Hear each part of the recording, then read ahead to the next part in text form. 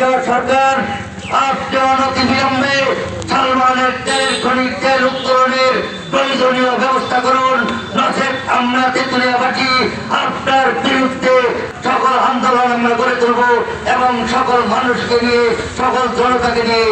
উনি কি করলো? হেলিকপ্টারের ডাইরেক্ট কর্মস্থল সালমানে ঢুকে গেল।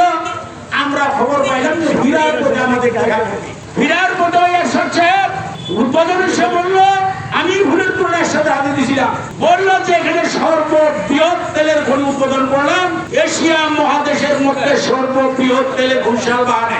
ফুলের তোরা আমরা তরুণ দিলাম, উনি চলে গেল। এরপরে তেলের খনি কি হইলো? লোকজন আসে, দর্শকরা দেখতে আসে, আমাদের লোকজন তো ভিতরে ঢুকতে পারে না।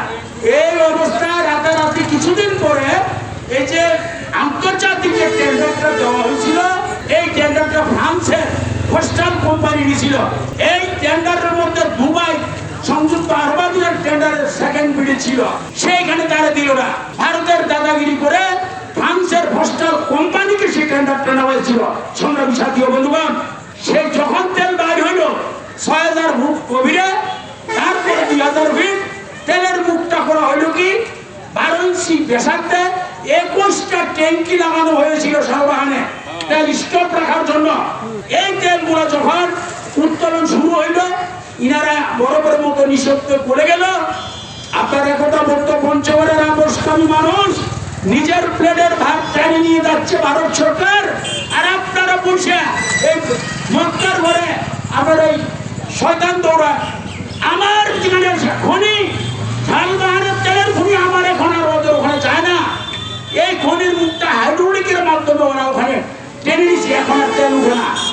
সংগ্রাম সাথী বন্ধুগণ, স্বৈরাচারী সরকারের মধ্যে কিছু পেশাদারী ব্যবসায়ী থাকে, তারা যখন তখন সরকারকে ট্রানিং দিতে পারে। সেরকম একটা ট্রানিং ফ্রান্সের ফস্টাল কোম্পানি ছিল। ওনার স্বার্থে আমাদের তেল চুরি করে সেখানে উত্তোলন করছে। সংগ্রাম সাথী বন্ধুগণ, আমার এই নিবেদন, আমার তেল এখন আর ভারতে যাচ্ছে না। আল্লাহ তাআলা আমার এই তেঁতুলিয়াতে এই তেলের খনি দিছে সর্ববৃহৎ। আপনারা থাকেন এখানে। আমাদের বক্তব্য একটাই, যদি এখানে তেল না থাকে, আপনারা বর্তমান সরকার ডক্টর ইউনূসের কাছে আমার নিবেদন, এলাকাবাসীর পক্ষে থেকে তেলের খনি কেন বন্ধ হলো শ্বেতপত্র প্রকাশ করতে হবে। একমাত্র যদি আইনবান্ধরে তারা এই গত পরেই সর্বশেষ কিন্তু তেলের খনির যে মূল জায়গাটা সালবাহান ডান্স স্কুলের পাশে, সেখানে গিয়ে সেটার মূল টুকটার সন্ধান পেয়েছিল। অত্যন্ত পরিচাপের বিষয় যে আজকে রায়গঞ্জ ভারতের সেখানে তারা তেল উত্তোলন করছে, কিন্তু আমরা তেল উত্তোলন করতে পারছি না। তারা হাইড্রোলিকের মাধ্যমে সেখান থেকে তেল তুলে নিয়ে যাচ্ছে। আর এই বাংলাদেশ অংশের উত্তর এবং উত্তর পশ্চিম দিকে সিকিম, কাঞ্চনজঙ্ঘা উপত্যকা, ঘুষিয়া, জয়ন্তিকা থেকে দক্ষিণে একদম বঙ্গোপসাগর, এবং এই গিরিপথের সরলরেখায় সমুদ্র, অরণ্যময় মালভূমি ও সমভূমির নদী প্রবাহিকায় প্রচুর কাদামাটি বা তারাও প্রবাহিত।